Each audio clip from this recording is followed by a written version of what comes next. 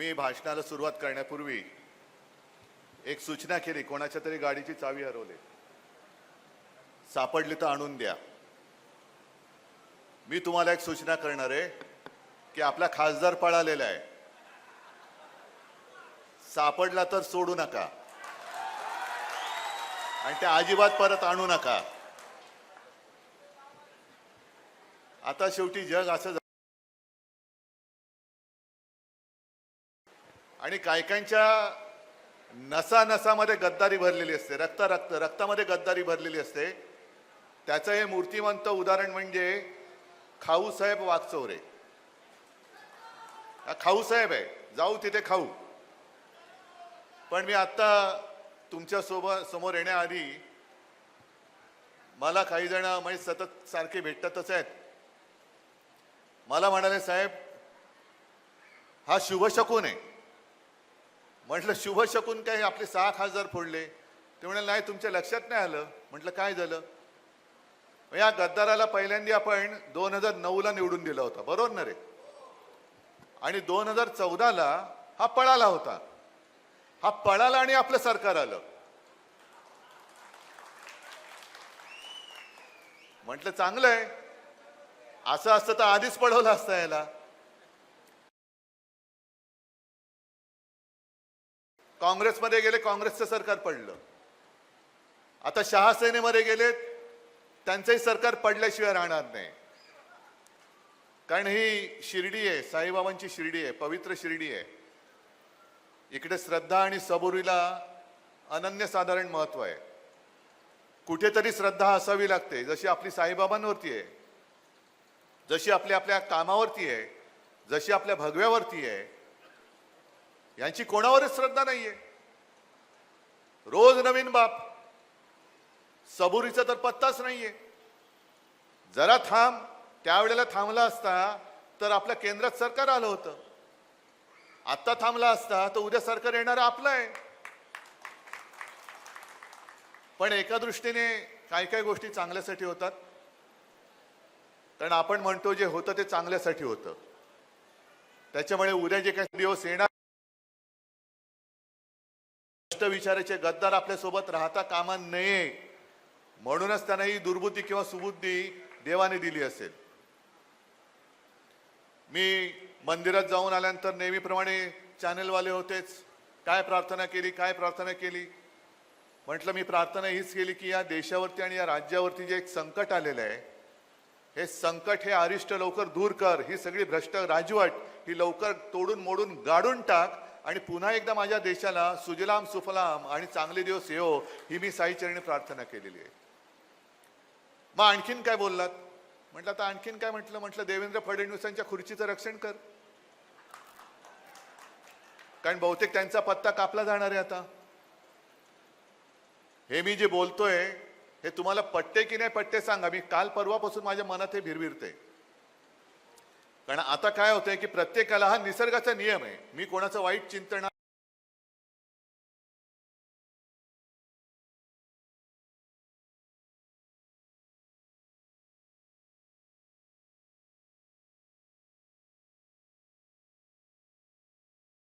मध्ये काय होणार आणि यांच्यानंतर आपला वाली कोण, ही चर्चा दिल्लीमध्ये भाजपात सुरू झालेली आहे.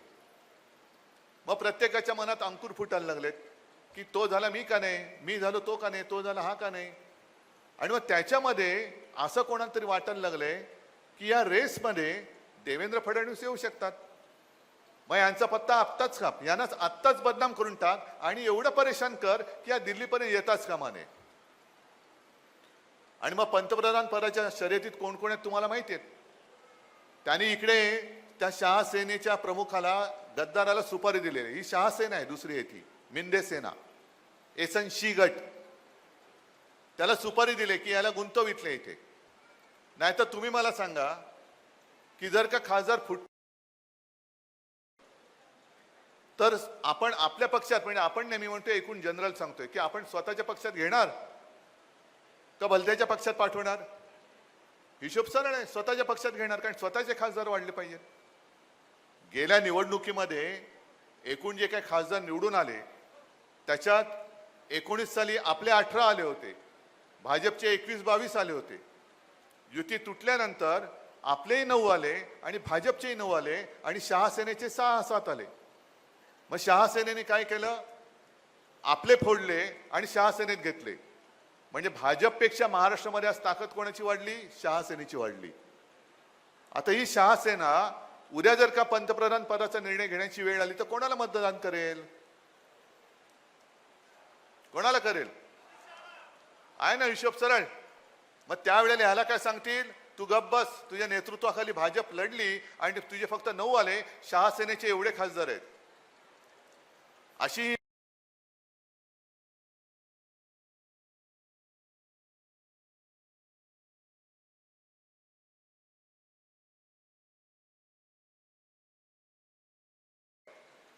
प्रत्येक जण काय म्हणतोय की आम्ही उद्धव ठाकरेंबद्दल बोलणार नाही. तू बोलू काय शकतो? लोक जोड्याने मारतील. उद्धव ठाकरे म्हणे देव माणूस आहे. अच्छा, मग आता तुम्ही सुद्धा सांगा. आज मी शिर्डीमध्ये बसलोय, आत्ता जाऊन आलो, साईबाबांच्या चरणी नतमस्तक होऊन आलो. मंदिरात गेल्यानंतर तुमचं लक्ष साईबाबांकडे असतं का नैवेद्याकडे असतं? तुम्ही साईबाबांच्या मंदिरात बाबांचे आशीर्वाद घ्यायला जाता का नैवेद्य खायला जाता? हा खाऊ साहेब आपल्याकडे आला होता, तो नैवेद्य खायला आला होता. म्हणजे उद्धव ठाकरे देव माणूस आहे, पण माझं लक्ष नैवेद्याकडे. कधी एकदा खातोय. आता जे काही मी तुम्हाला सांगतोय, काल मी धाराशिवला गेलो होतो, त्याच्या आधी सगळीकडे फिरून आलो. म्हणजे मला खरंच मनापासून लाज वाटते. मला विचारतात करताय हे तुम्ही तुमच्याकडे होते तेव्हा का नाही बोललात? एक गोष्ट प्रामाणिकपणाने कबूल केली पाहिजे की चूक माझी आहे, पण मला ह्या आधी गोष्टी कोणी सांगितल्या नव्हत्या. मग कोणाला नोकरीचं आमिष दाखवून कोणी कसे पैसे घेतले, कोणी काय केलं, कोणी कसं केलं, कुठे बँकेत घोटाळा आहे, कुठे कशात घोटाळा आहे, कोणाच्या आणखीन काय काय भानगडी आहेत, हे सगळं गेल्यानंतर ती लोक मला सांगतायत. म्हणतात अरे बाबा हे आधी का नाही सांगितलं मला? कारण आपण काय होतं की शेवटी विश्वास. 14 साली खाऊसाहेब गेले होते, मग 24 साली ज्यांनी आणलं होतं ते काल परवा गेले तिकडे. म्हणजे यांचं सगळं ठरलं होतं, आधी तू जा, तुझ्या मागोमाग मी येतो आणि मग सगळी शिवसेना घेऊन जाईल. अरे अशी शिवसेना हलणारी, एवढी पोकळ विचाराची शिवसेना नाहीये. आज खासदार तिकडे गेला असला, त्याला आणणारा जरी तिकडे गेला असला, तरी निवडून देणारा आणि अक्षरशः तयार नाही. काल परवाकडे आपल्या ठाण्यामध्ये टीईटीचा म्हणजे शिक्षकांचा पेपर फुटला. सगळं फुटतंय, खासदार फुटतायत, परीक्षेचे पेपर फुटतायत, पण अजून तुमच्या संतापाला वाचा का फुटत नाही हा प्रश्न तुम्हाला मी विचारलेला. संतापाला वाचा फुटली पाहिजे, नाही तर आपण नुसतं सहन करायचं. हा फुटला, तो फुटला, तो फुटला. आणि मग आपल्या जनतेचं काय झालेलं आहे की जसं कोंबडीचा एक पिंजरा असतो ना, सगळ्यांना माहिती आहे की उद्या ते कोंबडी कापली जाणार आहे, पण जी कोंबडी पकडली जाते, कापण्यासाठी पकडली जाते, ती फक्त कलकलाट करते. बाकीच्या कोंबड्या पिंजऱ्यामध्ये मालकाने टाकलेले दाणे गपचूप खात बसतात. माझं काय, तो मरतोय, पण त्याने हे कळत नाही तुला दाणे टाकून तो पोचतोय, उद्या तुला सुद्धा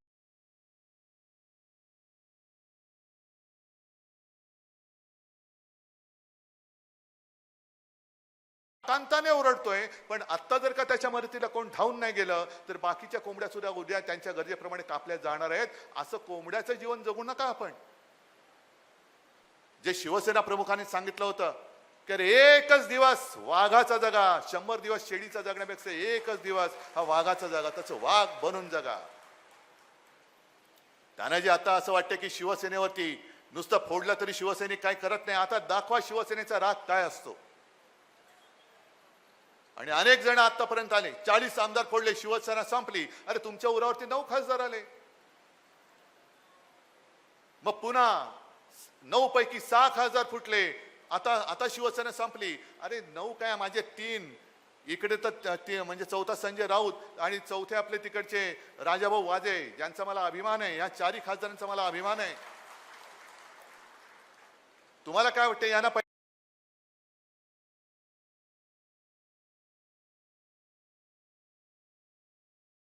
वाजे राजाभाऊंच्या वडिलांनी, प्रकाश भाऊ, त्यांनी सरळ सांगितलं की आम्ही घरी बसू, पण ज्यांनी आम्हाला उमेदवारी दिली आणि ज्यांनी आम्हाला निवडून दिले त्यांच्याशी गद्दारी करणं आमच्या रक्तामध्ये नाहीये. मला अभिमान आहे त्यांचा. याला म्हणतात निष्ठा, याला म्हणतात शिवसैनिक, याला म्हणतात श्रद्धा आणि याला म्हणतात सबुरी. आहे आज नाहीये, पण उद्याचा दिवस माझा येईल आणि येईल, नक्की येणार. कसा नाही येत? वर खाली सगळं होत असतं. सूर्य जसा मावळतो तसा उद्याचा दिवस सूर्य उगवतोच. मध्ये रात्र असते, पण रात्री सुद्धा दिवे लागतात हल्ली. काल मी धाराशिवला गेलो असताना मला तिकडे एक तलवार दिली आणि मग माझ्या डोक्यात असं आलं की अरे ही तलवार, धाराशिव म्हणजे आपल्या भवानी मातेचा जिल्हा, तुळजापूर, आणि आपल्याला सगळ्यांना माहिती आहे की त्यावेळेला आई भवानीने मोगलांशी लढायला छत्रपती शिवाजी महाराज, पण तेव्हा जर का शिवाजी महाराजांनी असा विचार केला असता, अरे हा औरंगजेब एवढा बलाढ्य आहे, याच्याकडे एवढं सैन्य आहे, हत्ती आहे, घोडदळ आहे, तोफा आहेत, अमुक आहे, तमुक आहे, पैसा अडका आहे, माझ्याकडे निधी नाही, मग कसं लढू मी पण जातो औरंगजेबाकडे, तर आपण राहिलो असतो. स्वाभिमानासाठी लढणं, स्वराज्यासाठी लढणं, जे हातात आहे त्यानिशी लढणं, आणि मुठभर असतील पण निष्ठावान आहेत त्या निष्ठावान मावळ्यानिशी त्यांनी त्यांना औरंगजेबाला टक्कर दिली होती. पसाभर सगळे गद्दार आहेत, उपयोग नाही त्याचा, पण वज्रमुठ असलेले मावळे आहेत, निष्ठावान मावळे आहेत, ती एकच मूठ त्या पसाभर गद्दारांनी मारली तरी ते गद्दार निस्त नाबूद होऊ शकतात. हा इतिहास छत्रपती शिवाजी महाराजांनी आपल्याला शिकवलेला आहे. आणि हे फोडाफोडीचं राजकारण आहे, हे केवळ शिवसेना फोडण्याचं एवढं छोटं नाहीये.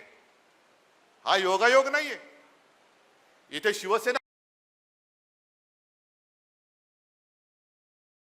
फोडलं, आणखीन काहीतरी केलं, हे सगळं जे काय कारस्थान चाललेलं आहे ते तुमच्या माझ्या सगळ्या देशाच्या गळ्याभोवती हुकुमशाहीचा पोलादी पाश आवळण्यासाठी चाललेलं आहे. जो प्रचार लोकसभा निवडणुकीमध्ये हे करत होते, अब की बार 400 पार, का? कारण त्यांना डॉक्टर बाबासाहेब आंबेडकरांनी लिहिलेली घटना बदलायची म्हणून त्यांना 400 पार करायचं होतं. आणि मला माझ्या महाराष्ट्राचा अभिमान आहे की त्यांचं जे स्वप्न होतं, हे स्वप्न, त्या स्वप्नाचा महाराष्ट्राने चुराडा केला. त्यांच्या नाकावर टिचून महाविकास आघाडीचे 31 खासदार निवडून दिले आणि त्यांचे 400 पारचं स्वप्न, त्याचा साफ त्याच्या चिंधड्या उडून टाकल्या. मला माझ्या महाराष्ट्राचा अभिमान आहे. आणि मग त्याच्यानंतर त्यांनी जे आता विधेयक आणलं होतं, त्याला मुलामा काय दिला होता? महिला आरक्षण. रोज महिलांवरती अत्याचार होत आहेत.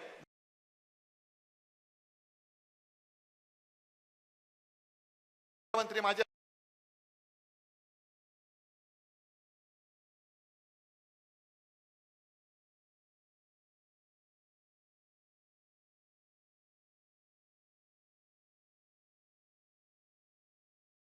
तरी रोज कुठे ना कुठेतरी महिलांवरती अत्याचार होत आहेत. अत्याचाराबद्दल कोणी बोलत नाहीये, पण महिला आरक्षण, महिला आरक्षण, अरे आजपासून द्या ना महिला आरक्षण.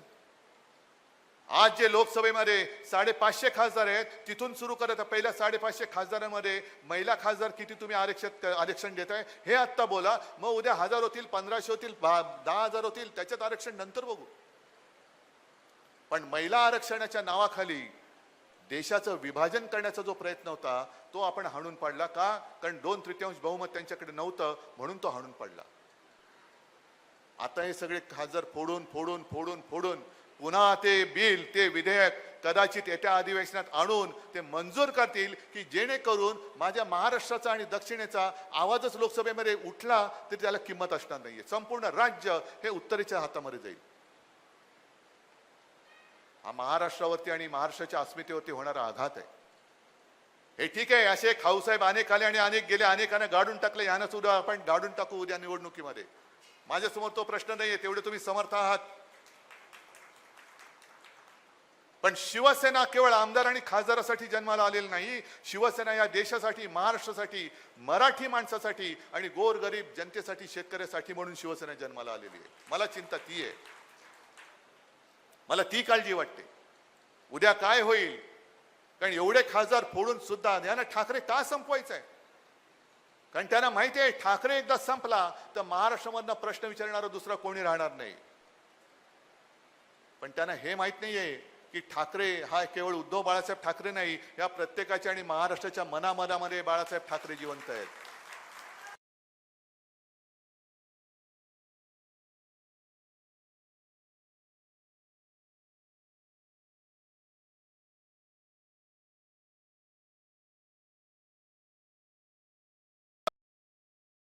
कोणी हिंदू हृदय सम्राट म्हणत का नाही? कारण तुम्ही बोगस आहात, तुम्ही बोगस आहात. पण हिंदू हृदय सम्राट शिवसेना प्रमुख बाळासाहेब ठाकरे ही व्यक्ती नव्हती, तो विचार आहे. आणि तो विचार स्वाभिमानाच्या रूपाने प्रत्येक मराठी माणसाच्या आणि हिंदूंच्या नसानसामध्ये भिनलेला आहे. तो अशा किती शहासेना आल्या तरी तो उकडून बाहेर काढू शकत नाही, अजिबात काढू शकत नाही. जसं मी देवेंद्र फडणवीसांचं सांगितलं, मग लोक विचारतात तुम्हाला असं कसं वाटतं? देवेंद्र फडणवीस म्हणाले, मी पक्षी नाही, माझे पंख कसे छाटणार? अरे हा वाक्प्रचार आहे. तुम्हाला मराठी येत नसेल तर विधानसभा अध्यक्षांकडनं मराठी शिका. ते तुम्हाला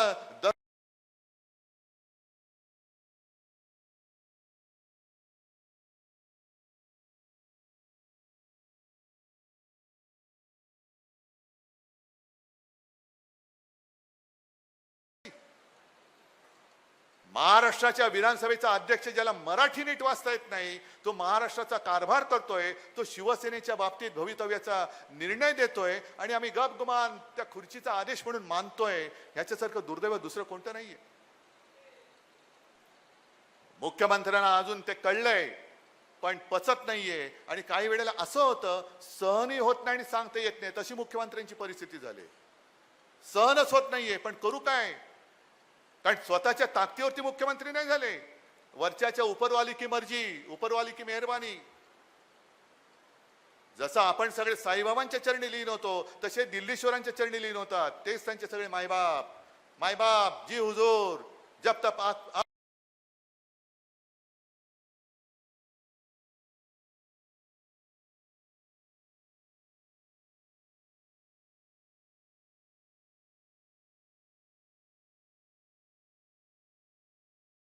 की शिवसेनेला पुनर्बांधणीची गरज आहे का? म्हटलं शिवसेनेला नाही, गरज आहे पुनर्बांधणीची जी भाजपला आहे. कारण आम्ही 25-30 वर्ष त्या भारतीय जनता पक्षाबरोबर होतो की ज्याला हिंदुत्व हे राष्ट्रीयत्व म्हणून मान्य होतं. ज्याला जसं इकडे माझा मुस्लिम मावळा, तो बघा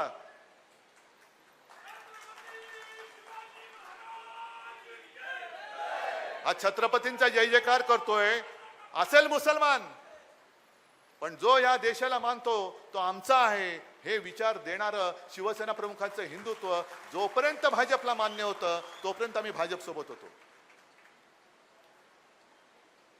आज जेवढ्या भाजपच्या कार्यकर्त्यांनी घरादारावरती निखारे ठेवून भाजप भाजप भाजप म्हणून पुनर्बांधणी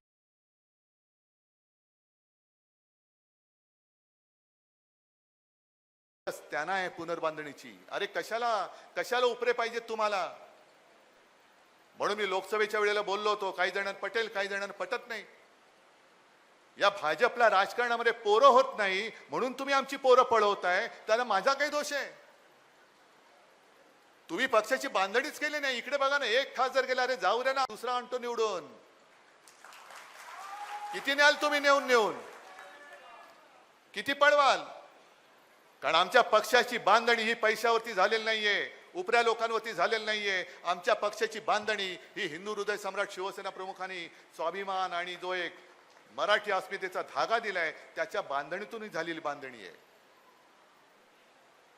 हा भाजप आणि आपल्यातला फरक आहे. भाजपला पुनर्बांधणीची गरज आहे आणि देवेंद्र फडणवीसांना म्हणजे अनेकांना दिल्लीत असं वाटतंय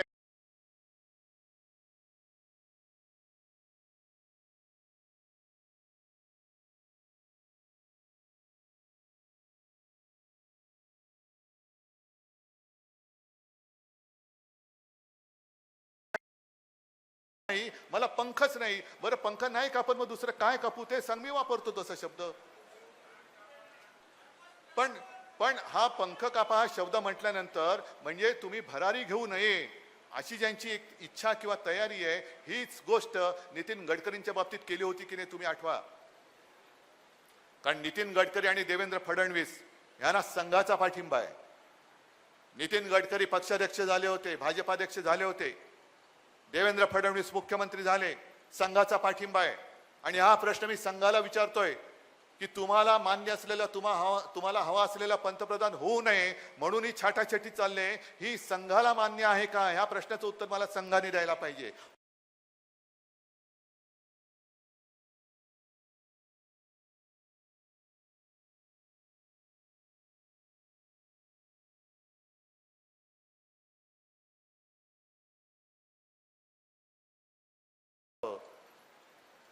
नुसते पेपर फुटत नाहीयेत, विद्यार्थ्यांची नशीब फुटतायत. नुसतं काही नीटचा पेपर फुटला, जय श्रीराम. टीईटीचा पेपर फुटला, जय श्रीराम. दुष्काळ पडला, जय श्रीराम. मालाला शेतकऱ्याच्या शेतमालाला हमी भाव नाही, जय श्रीराम. नाही, हे आमचं हिंदुत्व नाहीये. आमचं हिंदुत्व हे हृदयात राम, हाताला काम आणि शेतमालाला दाम हे देणारं आमचं हिंदुत्व आहे. घर पेटवणार आमचं हिंदुत्व नाहीये, तर घरातलं चूल पेटवणार आमचं हिंदुत्व आहे. आणि ते होऊ नये, मराठी माणसामध्ये मारामाऱ्या व्हाव्या म्हणून या सुपारी सेना काढलेल्या आहेत. त्यांनी शहा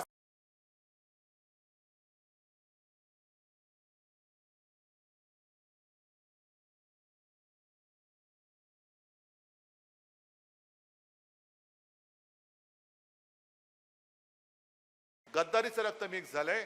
पण भांडण आपण बसणार आणि राज्य कोण करणार? ती लोक. हे तुम्हाला पटतंय का? मला परत खासदार पाहिजे का? मला परत आमदार पाहिजे? कारण ह्यांचे जे मनसुबे आहेत, हे मनसुबे उधळून टाकण्यासाठी म्हणून मला इथला खासदार परत पाहिजे. अगदी देशाचा पंतप्रधान कोणी झाला तरी महाराष्ट्राचा प्रश्न त्याच्यासमोर छाती ठोकपणाने मांडणारा मला मुख्यमंत्री हा म्हणून इथला मुख्यमंत्री मला शिवसेनेचा पाहिजे. जे गद्दार गेलेले आहेत, हे बघा ना, नीटचा विद्यार्थीचे वडील, काय कोण उत्तर देणार याला? नीटचा पेपर फुटतोय, टीईटीचा फुटतोय, आणखीन कसले फुटतायत? कोणी कोणाला काही म्हणजे काल एक कार्टून बघितलं की एक जण एका ऑफिसमध्ये घुसतोय की आमचा पेपर फुटलाय, मंत्री महोदय कुठे आहेत? आणि तिथला तो शिपाई सांगतोय ते गेलेत खासदार फोडायला. पेपर फुटला त्याचं काही नाहीये, पण ते खासदार फोडायला गेलेत. असे हे फोडाफोडी करणाऱ्यांना कसं फोडायचं हे तुम्ही आता ठरवायचंय. आमच्याकडे श्रद्धा आहे, सबुरी आहे, पण जी लोक बुरी आहेत त्यांचं काय करायचं हे सुद्धा साईबाबांनी सांगितलेलं आहे. आणि विकास निधीच्या गप्पा शिर्डीमध्ये नका सांगू. गरीबाच्या घरामध्ये तेल नसताना पाण्याने दिवा पेटवला म्हणून त्यांना आम्ही साईनाथ महाराजची जय म्हणतोय. तेव्हा साईबाबा बोलले असते, अरे मी काय करू, तेल नाहीये, निधी नाहीये.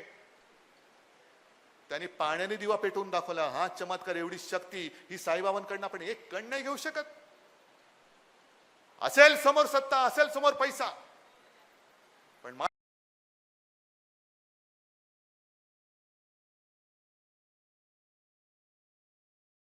मध्ये जो येईल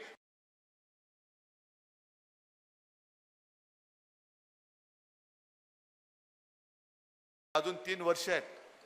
3 वर्षानंतर 3 वर्षाच्या आधी हा शुभशकुन झालाय. कदाचित न जाणू साईबाबांच्या मनात असंही असेल की या 3 वर्षामध्येच ते सरकार पडेल आणि आपलं सरकार येईल. येऊही शकतं. पण तुम्ही ज्या जिद्दीने इथे आलेला आहात, जोपर्यंत परत आपला शिवसेनेचा खासदार निवडून येत नाही तोपर्यंत शांत बसायचं आहे. कबूल? बस एकच हातातली मशाल, ज्या मशालीने गद्दाराला निवडून दिलं, त्या मशालीची धग आता गद्दाराला कशी असते ही दाखवून द्या. एवढंच आपल्याला सांगतो आणि आपली रजा घेतो. जय हिंद, जय महाराष्ट्र.